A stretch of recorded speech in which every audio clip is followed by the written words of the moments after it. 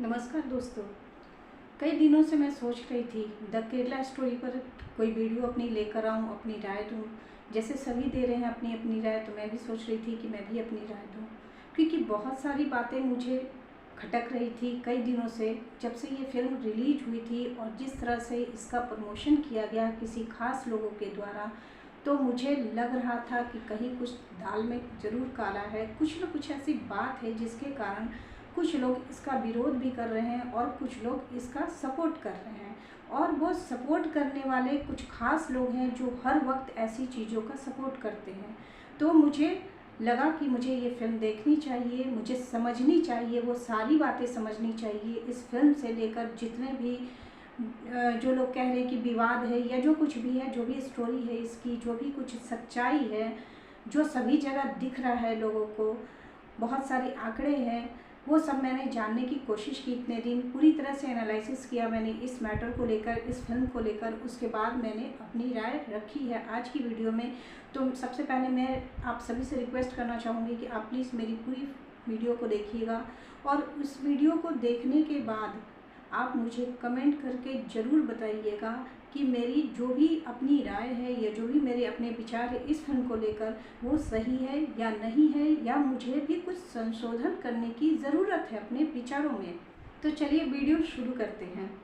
सबसे पहले आप सब ने देखा होगा, ट्रेलर में ही कुछ ऐसी चीज़ें दिखाई गई हैं हमारे भगवान को लेकर, वो भगवान शंकर को लेकर, भगवान राम को लेकर और भगवान कृष्ण को लेकर कुछ डायलॉग्स ऐसे डाले गए हैं जिसमें एक तरह से कहें तो हमारे भगवान का मजाक उड़ाया जा रहा है। और सही बात है कि मजाक ही उड़ाया जा रहा है इस तरह कहकर। लेकिन आपने कभी गौर किया है कि इस कहानी को किसने लिखा, इस फिल्म को किसने बनाया, इस फिल्म में किरदार कौन है, किसके मुंह से ये बात कही जा रही है, किसने इसके डायलॉग लिखे हैं? कुछ आपने कभी गौर किया इस बात पर? नहीं गौर किया।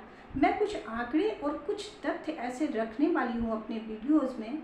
आप प्लीज़ कंटिन्यू इसे ज़रूर देखिएगा, शायद आपकी आंखें खुल जाए और ये सोचने पर आप मजबूर हो जाएं कि सच्चाई क्या वही है जो दिखाया गया, या सच्चाई कुछ और है, इसके पीछे की वजह कुछ और है। सच्चाई है, इस फिल्म की सच्चाई है, ये घटना सच में हुई है, पर सिर्फ 3 लोगों के साथ हुई है, ये हकीकत है। आप कहीं की भी रिकॉर्ड उठाकर देखेंगे तो केरल की 3 लड़कियों के साथ ऐसा हुआ है, ऐसा किया है उन लड़कियों ने। अब उन तथ्यों को दिखाने से पहले मैं कुछ बातें आप लोगों से पूछना चाहती हूँ कि अगर हमें कोई कहता है कि हमारा धर्म गलत है, हमारा धर्म गंदा है, हमारी किताबें गंदी हैं, हमारे ईश्वर गंदे हैं, तो क्या हम विश्वास कर लेंगे? क्या हम में से कोई भी जो भी मेरी वीडियोस को देख रहा है, क्या वो यकीन कर लेगा अगर मैं ये कहना शुरू कर दूं कि नहीं नहीं हमारे भगवान ने ऐसा किया था, हमारे भगवान ने ऐसा किया था, वो भगवान नहीं थे, वो साधारण मनुष्य थे, कुछ भी थे। मैं लाख अपनी दलीलें पेश करूं, क्या आप मान लोगे? नहीं मानोगे।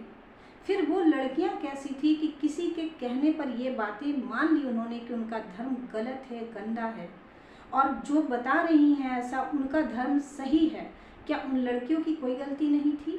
क्या माइंड को वॉश इतना कर दिया जाता है कि कुछ भी उन्हें अच्छे बुरे का ख्याल नहीं रहता है? इस फिल्म में कई जगह कहानी लचर बनाई गई है, फिर भी उसे बहुत ही सुपर हिट साबित किया जा रहा है। कहानी में कई जगह गलतियां हैं, कई जगह मिस्टेक हैं। मैं एक बात जानना चाहती हूँ कि जिन स्टोरियों की बात की जा रही है इस फिल्म में, जिस स्टोरी में जितने भी पात्र आते हैं, क्या वो सभी मुस्लिम थे? क्या उनमें से एक भी हिंदू नहीं था? क्या एक वीज़ा पासपोर्ट बनाने वाला भी हिंदू नहीं था? क्या वो सारे मुस्लिम थे, सारे भ्रष्ट थे?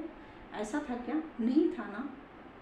तो फिर ये जो आंकड़े, ये जो तथ्य दिखाए जा रहे हैं और इसका जो प्रमोशन किया जा रहा है जिन लोगों के द्वारा, हमारे समाज के, हमारे देश के गौरवान्वित लोगों के द्वारा इस फिल्म का प्रमोशन किया जा रहा है, सिर्फ इसलिए कि नफ़रत भड़क सके, हम ज़्यादा से ज़्यादा उस कौम के लोगों के साथ नफ़रत कर सकें, हम उन्हें पास में बैठने ना दें, अगर राह चलते उन्हें देख ले तो उनसे इतनी नफ़रत हो कि हम उन पर थूक दें। ऐसा ही किया जा रहा है ना। तो क्या हम सभी ऐसा करेंगे? क्या हम अगर कहीं रास्ते में जा रहे हों और वैसे लोग अगर पास में आ जाए तो क्या हम अपने बस वाले को, ट्रेन वाले को, या जो भी जहाँ पर भी हम लोग हैं, क्या उसे कहेंगे कि नहीं उतार दिया जाए और हम ही बैठेंगे और हम पूरी सीट लेकर जाएंगे? ऐसा कर सकते हैं क्या हम? नहीं कर सकते हैं, क्योंकि ये सारी चीज़ें हमारी संस्कृति में, हमारे देश में, हमारे समाज में पूरी तरह समाहित हो चुकी है। हम इसे नहीं हटा सकते हैं, कितनी भी कोशिशें कर ले। हमारा बचपन ऐसे मोहल्ले में बीता है जिसमें हिंदू मुसलमान सब धर्म के लोग थे और बहुत सलीके से, बहुत अच्छे से रहते थे, मिलजुल कर रहते थे। कोई आपसी कोई भी दुराचार की भावना नहीं थी हमारे मन में। हम एक दूसरे के घर में आए जाया करते थे, खेलते थे, खाते पीते थे, सब कुछ किया करते थे जब हम छोटे थे। तब की बात मैं करती हूँ। है धर्म की बात बताओ, धर्म को जगाओ, लेकिन धार्मिक उन्माद न फैलाओ, मेरा ये कहना है। तो मैं बोल रही थी अपनी फिल्म की स्टोरी पर। अब मैं आगे कुछ तथ्य लगा रही हूँ, आप सभी लोग देखिएगा। साथ में मैं वॉइस क्लिप भी लगाऊंगी, वॉइस कवर करती जाऊंगी और आप लोगों को सच्चाई इस फिल्म की बताती भी जाऊंगी। आप यहाँ पर देख सकते हैं कि इसमें फिल्म बनाने से लेकर फिल्म के डायलॉग, स्टोरी या जिन्होंने इसमें अभिनय किया है वो सभी लोग हिंदू हैं। इसमें एक भी इंसान मुस्लिम नहीं है। तो हमारे भगवान को बुरा बनाना या कोई डायलॉग बोलना ऐसा किसने किया है? हमारे हिंदू भाई ने किया ना ऐसा।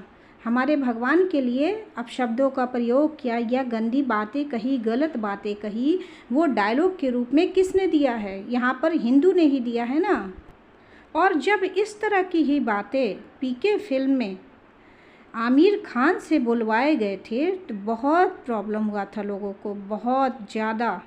पूरे देश में बवाल मच गया था कि हमारे हिंदू देवी देवता को टारगेट किया जाता है। पर इस फिल्म में जो बोला गया है वो क्या टारगेट करना नहीं हुआ, वो गलत कहना नहीं हुआ, किसी के भी मुंह से कहवाई। आप इस रिपोर्ट में देख सकते हैं कि एक हिंदू महिला है और 2 क्रिश्चियन हैं जिनके साथ में ऐसा हुआ था।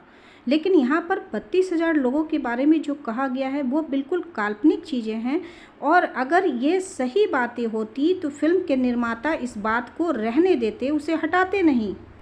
अगर मैं इसे सही मान भी लूँ और ये सच्ची घटना भी है, बस आंकड़े इसमें गलत है और बहुत सी चीज़ें इसमें काल्पनिक शामिल की गई हैं, लेकिन मैं अगर इसे सही मान भी लूँ तो क्या मुझे कोई ये जवाब देगा कि जितनी भ्रूण हत्याएं लड़कियों की हमारे देश में होती है क्या कहीं और होती हैं?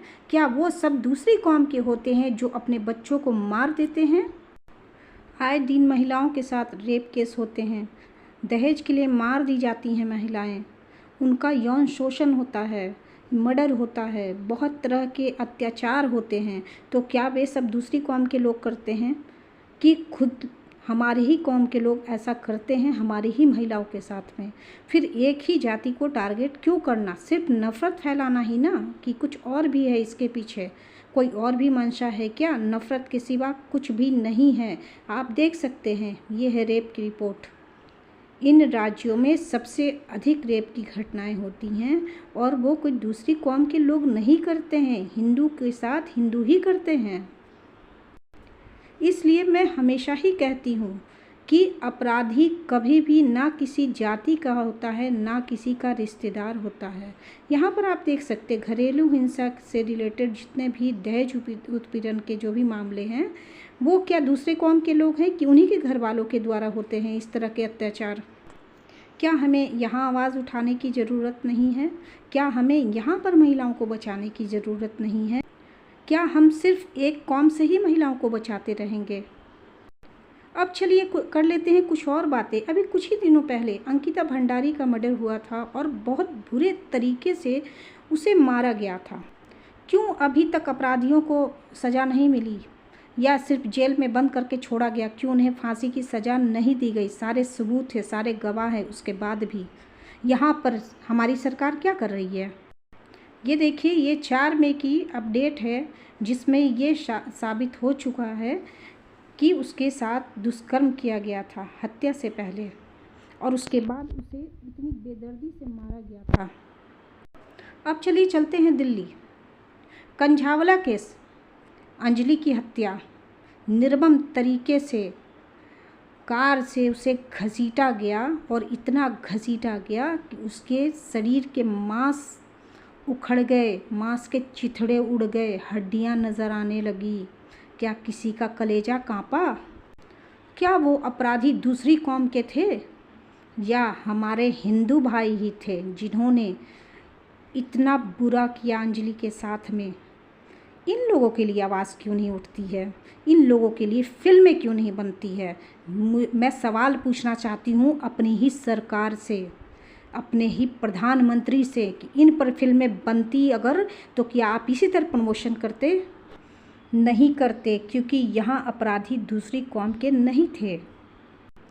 अपनी वीडियो को अंत करने से पहले मैं सिर्फ आप लोगों से एक ही गुजारिश करूंगी कि आप लोग फिल्मों को सिर्फ फिल्मों की तरह देखिए, उसमें अपना धार्मिक उन्माद न ढूंढिए और ना ही उसका शिकार बनिए।